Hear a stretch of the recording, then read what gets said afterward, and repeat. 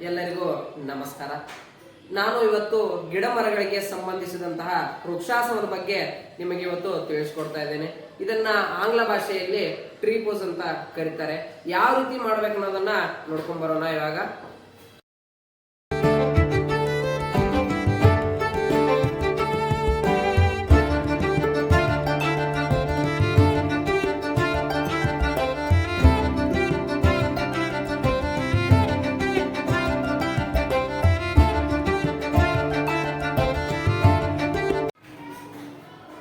ಈಗ ನೀವೆಲ್ಲರೂ ಸಹ ವೃಕ್ಷಾಸನವನ್ನ ಹೇಗೆ ಮಾಡಬೇಕು ಅನ್ನೋದನ್ನ ನೋಡ್ಕೊಂಡ್ ಬಂದಿರಿ. ಈಗ ಅದರ ಕೆಲವು ಪ್ರಯೋಜನಗಳನ್ನ ನಿಮಗೆ ಒಂದೊಂದಾಗಿ ತಿಳಿಸ್ಕೊಡ್ತಾ ಇದ್ದೇನೆ. ಮೊದಲನೇದಾಗಿ ದೇಹದ ಸಮತೋಲನವನ್ನ ಈ ಆಸನ ಮಾಡ್ತದೆ ಹಾಗೂ ನಮ್ಮ ಕಾಲೊಳಗಿರ್ತಕ್ಕಂಥ ಸ್ನಾಯುಗಳನ್ನ ಟೋನ್ ಮಾಡ್ತದೆ. ಮೂರನೇದಾಗಿ ನಮ್ಮ ಗಮನವನ್ನ ಅಥವಾ ಮನಸ್ಸನ್ನ ಕೇಂದ್ರೀಕರಿಸಲು ಈ ಆಸನ ಸಹಾಯ ಮಾಡ್ತದೆ. ಅದೇ ರೀತಿಯಾಗಿ ಸಿಯಾಟಿಕ್ ಅಂತಕ್ಕಂಥ ಒಂದು ರೋಗವನ್ನ ನಿವಾರಣೆ ಮಾಡಲು ಈ ಆಸನ ನಮಗೆ ಸಹಾಯವನ್ನು ನೀಡ್ತಾ ಇದೆ. ನಮಸ್ಕಾರ.